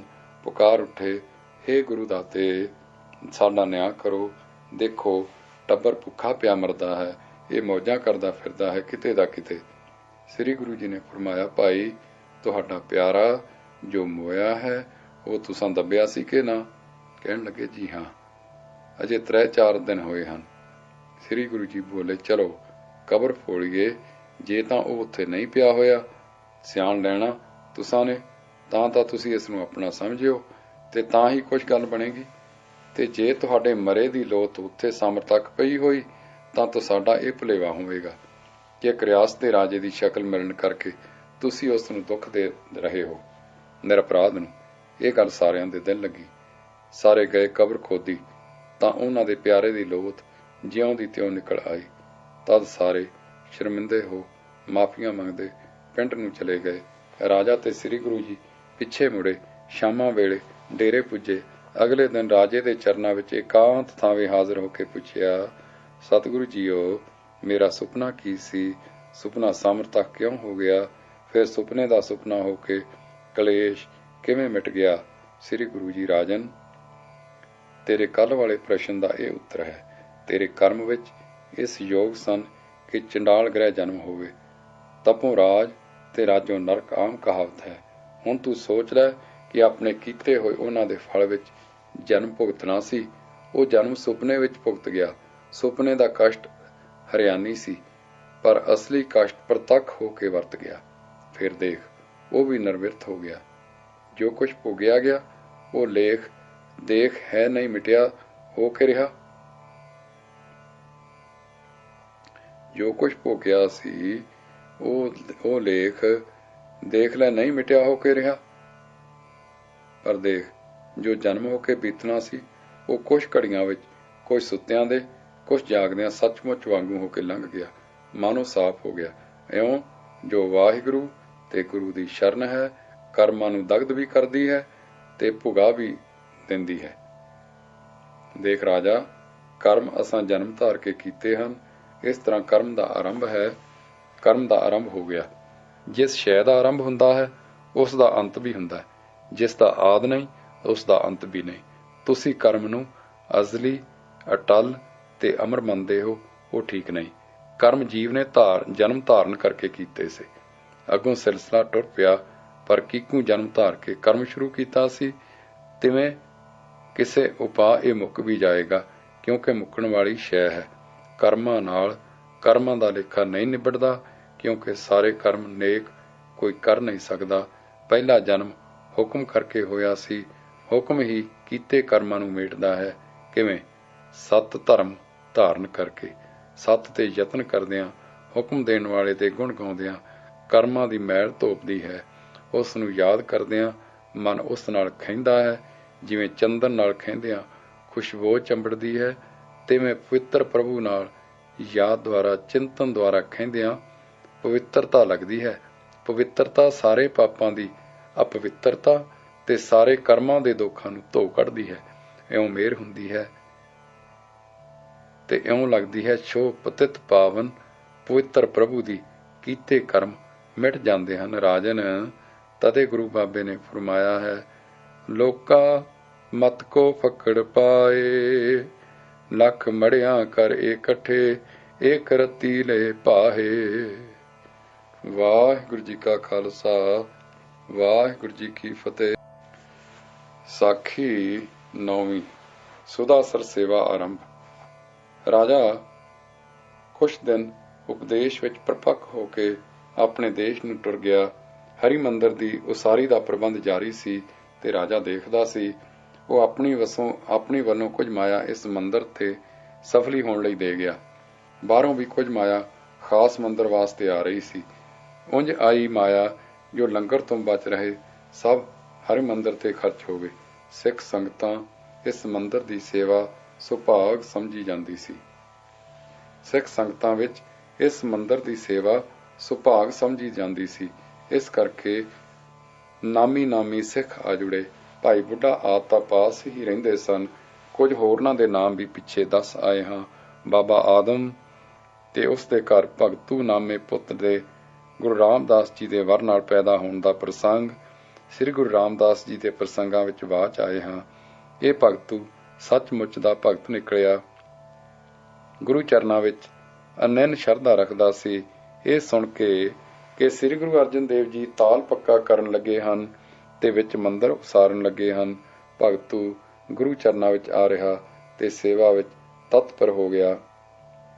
ਹੋਰ ਕੁਝ ਨਾਮੀ ਸਿੱਖਾਂ ਦੇ ਨਾਮ ਜੋ ਸੇਵਾ ਵਿੱਚ ਆ ਜੁੜੇ ਇਸ ਪ੍ਰਕਾਰ ਹਨ: ਮੰਝ, ਪਿਰਾਣਾ, ਪੁਰੀਆ, ਚੂਹੜ, ਚੌਧਰੀ, ਪੈੜਾ, ਕਿਸ਼ਨਾ, ਬਾਲਾ, ਸੁਗੜ, ਤਲੋਕਾ, ਸਮੁੰਦਾ, ਬੂਲਾ ਚੰਡੀਆ, ਤੁਲਸੀਆ, ਭਗੀਰਥ, ਕਲਿਆਣਾ, ਲਾਲੂ, ਬਾਲੂ, ਹਰੀਜਨ, ਗੋਖੂ, ਟੋਡਾ, ਝੰਜ, ਕਿਦਾਰੂ, ਗੋਇੰਦਾ, ਮੋਹਣਾ, ਕੁੱਕਾ, ਬਾਲਾ ਮਰਵਾਹਾ, ਜੋਧਾ ਟੁੱਟਾ।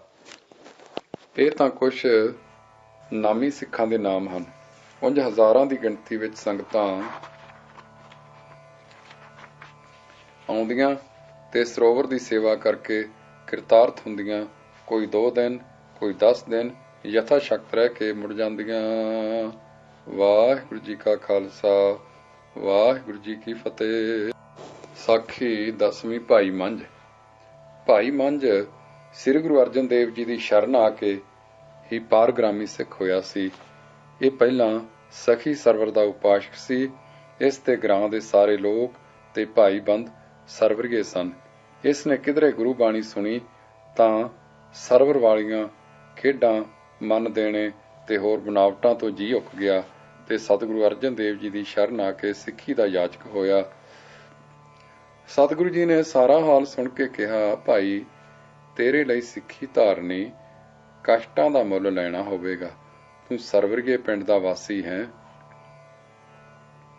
ਜਦ ਉਹਨਾਂ ਦੀ ਰਹੁ ਰੀਤੀ ਛੋੜੀ ਤੇ ਸਿੱਖੀ ਮਰਿਆਦਾ ਧਾਰ ਲਈ ਤਾਂ ਸਭ ਤੇਰੇ ਵੈਰੀ ਹੋ ਜਾਣਗੇ। ਪਹਿਲੋਂ ਤਾਂ ਤੈਨੂੰ ਠੱਠੇ ਮਖੌਲ ਕਰਨਗੇ, ਫੇਰ ਬਿਰਾਦਰੀ ਵਿੱਚੋਂ ਛੇਕ ਦੇਣਗੇ, ਫੇਰ ਤੇਰਾ ਮਾਲ, ਡੰਗਰ, ਭੂੰ ਸਭ ਕੁਝ ਖੋਹ ਲੈਣਗੇ। ਸੋ ਤੂੰ ਆਪਣੇ ਲਈ ਇੰਨੇ ਕਸ਼ਟ ਕਿਉਂ ਸਹੇੜਦਾ ਹੈ? ਮੰਝ। ਸਤਿਗੁਰੂ ਜੀਓ, ਮੈਨੂੰ ਕਲਿਆਣ ਦੀ ਲੋੜ ਹੈ। ਮੈਨੂੰ ਪੀਰ ਮੁਕਾਮ ਪੁੱਜਣ ਵਿੱਚ ਕੁਛ ਨਹੀਂ ਲੱਭਾ। ਸ਼੍ਰੇਣੀ ਦੇ ਦੇ ਧੌਂਕਣਾ ਪਾ ਪਾ ਕੁਛ ਨਹੀਂ ਮਿਲਿਆ। ਮੈਂ ਹਿੰਦੂ ਹੋ ਕੇ ਮੁਸਲਮਾਨ ਪੀਰਾਂ ਦੇ ਮਗਰ ਰੁਲ ਰੁਲ ਸਖਣਾ ਰਿਹਾ ਹਾਂ। ਆਪ ਦੀ ਬਾਣੀ ਆਪ ਦੇ ਚਰਨਾਂ ਵਿੱਚ ਲੈ ਆਈ ਹੈ। ਆਪ ਦੇ ਦਰਸ਼ਨ ਠੰਡ ਪਾ ਗਏ ਹਨ। ਮੈਂ ਹੁਣ ਕਿਸੇ ਜੋਗਾ ਨਹੀਂ ਰਿਹਾ। ਮਿਹਰ ਕਰੋ ਤੇ ਸਿੱਖੀ ਦਾਨ ਬਖਸ਼ੋ। ਸਤਿਗੁਰ ਨੇ ਫੇਰ ਫਰਮਾਇਆ, ਫੇਰ ਸਮਝਾਇਆ, ਭਾਈ ਸਿੱਖੀ ਕਲਿਆਣ ਦਾ ਮਾਰਗ ਹੈ, ਪਰ ਇਸ ਦੇ ਧਾਰਨ ਵਿੱਚ ਬਹੁਤ ਮੁਸ਼ਕਲਾਂ ਆਉਂਦੀਆਂ ਹਨ। ਕਈ ਵੇਰ ਲੋਕ ਕੁਟੰਬ ਨਾਲ ਤੋੜਨੀ ਪੈਂਦੀ ਹੈ। ਕਈ ਵੇਰ ਧਨ ਧਾਮ ਛੱਡਣੇ ਪੈਂਦੇ ਹਨ। ਫਿਰ ਵਿਚਾਰ ਕਰ ਲੈ। ਮੰਝ। ਸਤਿਗੁਰੂ ਜੀ, ਤੇਰੀ ਮਿਹਰ ਨਾਲ ਸਭ ਹੱਲ ਹੋ ਜਾਊ, ਪਰ ਮੈਨੂੰ ਹੁਣ ਉਹ ਸੁੱਖ ਬਖਸ਼ ਦੇ ਜੋ ਤੇਰੇ ਬਚਨਾਂ ਵਿੱਚ ਹੈ। ਚਰਨੀ ਲਾ ਲੈ। ਤਦ ਸਤਿਗੁਰ ਨੇ ਮਿਹਰ ਕਰਕੇ ਨਾਮਦਾਨ ਬਖਸ਼ਿਆ। ਮੰਝ ਕਦ ਹੋ ਕੇ ਆਪਣੇ ਪਿੰਡ ਗਿਆ। ਇਹ ਪਿੰਡ ਦਾ ਮੁਖੀਆ ਪੀਰ ਸੇਵਕ ਸੀ। ਇਸ ਦੇ ਘਰ ਪੀਰ ਮੁਕਾਮ ਸੀ, ਜੋ ਇਸ ਨੇ ਢਾਹ ਦੂਰ ਕੀਤਾ। ਇਸ ਪਰ ਲੋਕ ਨਾਰਾਜ਼ ਹੋਏ, ਨਿੰਦਾ ਹੋਈ, ਫਿਰ ਲੱਗੀ ਦੁਰ ਹੋਣ। ਅੰਤ ਲਿਖਿਆ ਹੈ ਕਿ ਛੀਨ ਲੀਨ ਗ੍ਰਹਿ ਧਨ ਸਿਕਦਾਰੀ, ਸਰਬ ਸ਼ਰੀਕਨ ਦੀਨ ਦਿਨਕਾਰੀ। ਗੁਰਪ੍ਰਤਾਪ ਸੂਰਜ ਗ੍ਰੰਥ। ਪੱਕੇ ਦਿਲ ਵਾਲਾ ਭਾਈ ਮੰਝ ਕਿਸੇ ਹੋਰ ਸ਼ਹਿਰ ਜਾ ਰਿਹਾ ਤੇ ਕਾਸ ਖੋਦ ਕੇ ਵੇਚੇ ਤੇ ਨਿਰਵਾਹ ਕਰ ਇਸ ਕਿਰਤ ਕਮਾਈ ਵਿੱਚੋਂ ਵੀ ਕੁਛ ਭੇਟਾ ਸਤਿਗੁਰੂ ਜੀ ਦੇ ਲੰਗਰ ਲਈ ਰੱਖ ਰਵੇ। ਇਸ ਪ੍ਰਕਾਰ ਕੁਝ ਸਮਾਂ ਬੀਤਿਆ। ਅੰਤ ਇਹ ਗੁਰੂ ਨਗਰੀ ਵਿੱਚ ਆ ਰਿਹਾ ਤੇ ਕਾਰ ਇਹ ਰੰਭੀ ਕਿ ਜੰਗਲ ਵਿੱਚੋਂ ਲੱਕੜਾਂ ਦਾ ਭਾਰ ਵੱਢ ਕੇ ਲਿਆਉਣਾ ਤੇ ਗੁਰੂ ਕੇ ਲੰਗਰ ਵਿੱਚ ਪਾ ਦੇਣਾ। ਪ੍ਰਸ਼ਾਦ ਮਾਤਰ ਗੁਰੂ ਕੇ ਲੰਗਰੋਂ ਛਕ ਲੈਣਾ। ਫਿਰ ਇਸ ਨੇ ਲੰਗਰ ਦਾ ਭੋਜਨ ਛਕਣਾ ਵੀ ਛੋੜ ਦਿੱਤਾ। ਲੱਕੜਾਂ ਦਾ ਭਾਰ ਰੋਜ਼ ਲੰਗਰ ਵਿੱਚ ਲਿਆ ਪਾਉਣਾ, ਰੋਟੀ ਸਿੱਖਾਂ ਦੇ ਘਰਾਂ ਤੋਂ ਮੰਗ ਖਾਣੀ, ਬਾਕੀ ਸਾਰਾ ਵਕਤ ਸਿਮਰਨ ਵਿੱਚ ਨਿਮਗਨ ਬੈਠੇ ਰਹਿਣਾ। ਜਦ ਗੁਰੂ ਜੀ ਨੇ ਮੰਦਰ ਸਾਜਣਾ ਆਰੰਭੀ ਤਾਂ ਇਸ ਨੇ ਕੁਛ ਵਕਤ ਉੱਥੇ ਵੀ ਸਫਲ ਕਰਨਾ। ਇਸ ਤਰ੍ਹਾਂ ਨਾਮ ਬਾਣੀ ਦਾ ਰੰਗ ਚੜ੍ਹਦਾ ਗਿਆ। ਇੱਕ ਦਿਨ ਜੰਗਲੋਂ ਸੁੱਕੀਆਂ ਲੱਕੜਾਂ ਲਿਆ ਰਿਹਾ ਸੀ। ਹਨੇਰੀ ਚੜੀ। ਉਸ ਅੰਧਕਾਰ ਵਿੱਚ ਇੱਕ ਥਾਂ ਇੱਕ ਖੂਹ ਸੀ, ਜਿਸ ਵਿੱਚ ਔੜ ਲੱਗੀ ਹੋਣ ਕਰਕੇ ਪਾਣੀ ਥੋੜਾ ਸੀ। ਉਸ ਵਿੱਚ ਡਹਿ ਪਿਆ। ਅੱਧਾ ਤਾਂ ਪਾਣੀ ਵਿੱਚ ਖੜੋ ਗਿਆ ਤੇ ਯਤਨ ਇਹ ਕੀਤਾ ਕਿ ਲੱਕੜਾਂ ਦਾ ਭਾਰ ਸਿਰ ਤੇ ਹੀ ਰਹੇ, ਸੁੱਟਾਂ ਨਾ। ਜੇ ਭਿੱਜ ਗਈਆਂ ਤਾਂ ਰਾਤ ਗੁਰੂ ਕਾ ਲੰਗਰ ਕਿੱਕੂ ਪੱਕੇਗਾ। ਇਸ ਹਾਲ ਕੁਛ ਕਾਲ ਖੜਾ ਰਿਹਾ। ਬਾਣੀ ਦੀ ਮਿੱਠੀ ਸੁਰ ਵਿੱਚ ਧੁਨ ਲੱਗੀ ਰਹੀ ਤੇ ਮਨ ਅਡੋਲ ਰਿਹਾ ਕਿ ਕੋਈ ਵਿਧ ਬਣੇਗੀ ਤੇ ਲੱਕੜਾਂ ਗੁਰੂ ਕੇ ਲੰਗਰ ਅੱਪੜਨਗੀਆਂ। ਕਿਤੇ ਨੇੜੇ ਹੀ ਗੁਰੂ ਅਰਜਨ ਦੇਵ ਜੀ ਆਏ ਹੋਏ ਸਨ। ਹਨੇਰੀ ਦਾ ਪਹਿਲਾ ਚੌਕਾ ਲੰਘ ਚੁੱਕਾ ਸੀ ਤੇ ਕੁਛ ਹੰਭ ਗਈ ਸੀ ਕਿ ਗੁਰੂ ਜੀ ਉਤਾਵਲੇ ਹੋ ਕੇ ਪਲੰਘ ਤੋਂ ਨੰਗੇ ਪੈਰੀ ਕਾਹਲੀ ਕਾਹਲੀ ਟੁਰ ਪਏ। ਸਿੱਖ ਨਾਲ ਹੋ ਟੁਰੇ। ਇੱਕ ਜੁੱਤੀ ਲੈ ਕੇ ਮਗਰ ਪੰਨਾ। ਆਖਣ, ਮਹਾਰਾਜ ਸਾਨੂੰ ਸੇਵਾ ਦੱਸੋ। ਆਪ ਕਿਉਂ ਔਖੇ ਹੋ ਰਹੇ ਹੋ? ਕਾਰਜ ਦੱਸੋ। ਤਦ ਗੁਰੂ ਜੀ ਇੰਨਾ ਕਹਿੰਦੇ ਰੱਸੇ ਲਿਆਓ। ਆਪ ਭੱਜੀ ਗਏ। ਕੁਛ ਚਿਰ ਵਿੱਚ ਸਿੱਖ ਘੜੀ ਤਿਆਰ ਕਰਕੇ ਵੀ ਮਗਰੇ ਹੋ ਟੁਰੇ, ਪਰ ਆਪ ਵਾਹੋ ਦਾਹੀ ਨੰਗੇ ਪੈਰੀਂ ਚੱਲੇ ਹੀ ਗਏ। ਇਸ ਤਰ੍ਹਾਂ ਇਸ ਖੂਹ ਤੇ ਪੁੱਜੇ ਤੇ ਝਾਤੀ ਮਾਰੀ। ਫੇਰ ਨਾਲ ਆਏ ਸਿੱਖਾਂ ਨੂੰ ਹੁਕਮ ਹੋਇਆ, ਰੱਸਾ ਲਟਕਾਓ। ਸਿੱਖਾਂ ਨੇ ਰੱਸਾ ਲਟਕਾਇਆ ਤੇ ਬਚਨ ਕੀਤਾ, ਸਿੱਖਾ ਰੱਸਾ ਫੜ ਲੈ, ਘੁੱਟ ਕੇ ਤੇ ਉੱਪਰ ਚੜ੍ਹ ਆ। ਮੰਝ ਨੇ ਆਵਾਜ਼ ਦਿੱਤੀ, ਪਹਿਲਾਂ ਰੱਸੇ ਪਾ ਕੇ ਲੱਕੜਾਂ ਦਾ ਭਾਰ ਖਿਚਵਾ ਲਓ। ਜੋ ਲੱਕੜਾਂ ਸੁੱਕੀਆਂ ਬਾਹਰ ਅੱਪੜ ਜਾਣ, ਫੇਰ ਮੈਨੂੰ ਕੱਢਣਾ। ਇਸ ਤਰ੍ਹਾਂ ਰੱਸਾ ਲਮਕਿਆ। ਇੱਕ ਸਿਆਣਾ ਦੂਜੇ ਰੱਸੇ ਨਾਲ ਲਟਕਿਆ। ਉਸ ਨੇ ਭਾਰ ਨਾਲ ਰੱਸਾ ਬੱਧਾ ਤੇ ਆਪ ਆਪਣੇ ਰੱਸੇ ਨਾਲ ਉੱਪਰ ਚੜ੍ਹ ਆਇਆ। ਰੱਸੇ ਨਾਲ ਲਟਕਿਆ।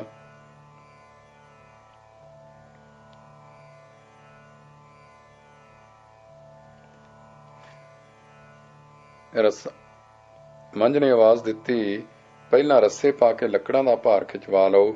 ਜੋ ਲੱਕੜਾਂ ਸੁੱਕੀਆਂ ਬਾਹਰ ਅੱਪੜ ਜਾਣ, ਫੇਰ ਮੈਨੂੰ ਕੱਢਣਾ। ਇਸ ਤਰ੍ਹਾਂ ਰੱਸਾ ਲਮਕਿਆ। ਇੱਕ ਸਿਆਣਾ ਦੂਜੇ ਰੱਸੇ ਨਾਲ ਲਟਕਿਆ। ਉਸ ਨੇ ਭਾਰ ਨਾਲ ਰੱਸਾ ਬੱਧਾ ਤੇ ਆਪ ਆਪਣੇ ਰੱਸੇ ਨਾਲ ਉੱਪਰ ਚੜ੍ਹ ਗਿਆ। ਜਿਵੇਂ ਟੋਭੇ ਰੱਸੇ ਫੜ ਕੇ ਖੂਹਾਂ ਵਿੱਚੋਂ ਉਤਰਦੇ ਚੜ੍ਹਦੇ ਹਨ। ਉੱਪਰ ਖੜਿਆਂ ਨੇ ਲੱਕੜਾਂ ਉੱਪਰ ਖਿੱਚ ਕੇ ਹੁਣ ਰੱਸਾ ਫੇਰ ਲਮਕਾਇਆ ਤਾਂ ਮੰਝ ਉਸ ਰੱਸੇ ਨੂੰ ਫੜ ਕੇ ਚੰਬੜ ਗਿਆ। ਤਦ ਉੱਪਰ ਵਾਲਿਆਂ ਨੇ ਖਿੱਚ ਕੇ ਉਸ ਨੂੰ ਬਾਹਰ ਕੱਢ ਲਿਆ। ਮੰਝ ਦੀ ਹੈਰਾਨੀ ਦੀ ਕੋਈ ਹੱਦ ਨਾ ਰਹੀ ਜਦ ਉਸ ਨੇ ਸਤਿਗੁਰੂ ਜੀ ਉੱਥੇ ਖੜੇ ਵੇਖੇ। ਭੁਲਵਾਕਲ ਤੇ ਗਦ ਹੁੰਦਾ ਚਰਨਾਂ ਨੂੰ ਚੰਬੜ ਗਿਆ।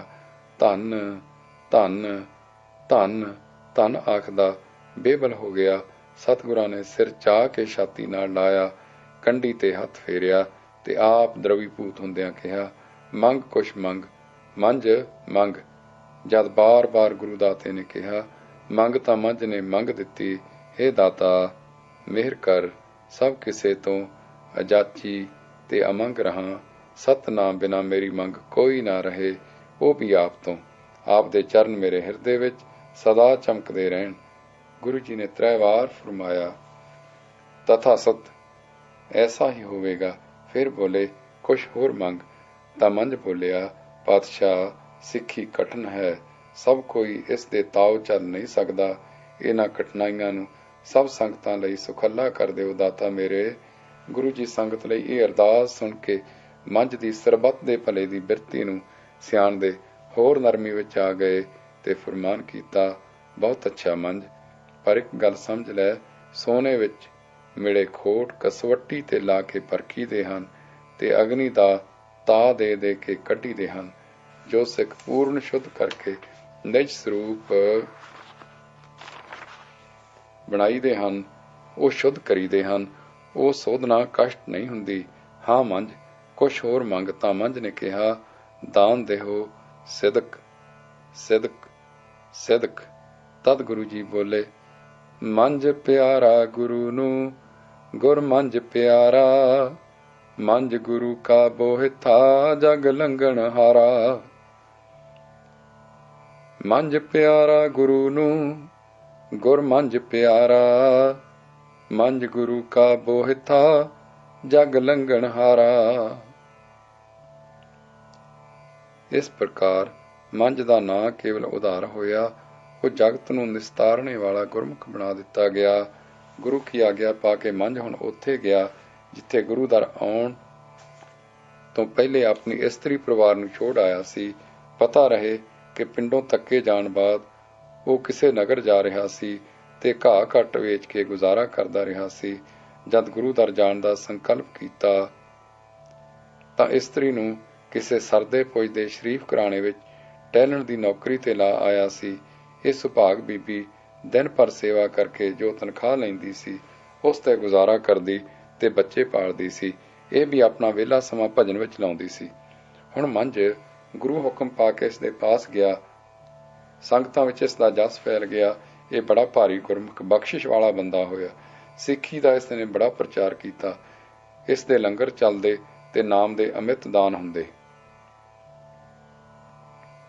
ਅੰਮ੍ਰਿਤਸਰ ਦੇ ਚਾਟੀਵਿੰਡ ਦੇ ਦਰਵਾਜ਼ਿਓਂ ਜੋ ਸੜਕ ਤਰਨਤਾਰਨ ਨੂੰ ਜਾਂਦੀ ਹੈ, ਜਿੱਥੇ ਵੱਡੀ ਨਹਿਰ ਇਸ ਸੜਕ ਹੇਠੋਂ ਲੰਘਦੀ ਹੈ, ਉਸ ਨਹਿਰ ਦੇ ਕੋਲ ਵਾਰ ਖੂਹ ਹੈ, ਜਿਸ ਨੂੰ ਭਾਈ ਮੰਝ ਦਾ ਇਹੋ ਖੂਹ ਦੱਸਦੇ ਹਨ। ਤਦੋਂ ਇਸ ਵਿੱਚ ਪਾਣੀ ਘੱਟ ਸੀ। ਹੁਣ ਨਹਿਰ ਪਾਸੋਂ ਲੰਘਣ ਕਰਕੇ ਪਾਣੀ ਬਹੁਤ ਹੈ।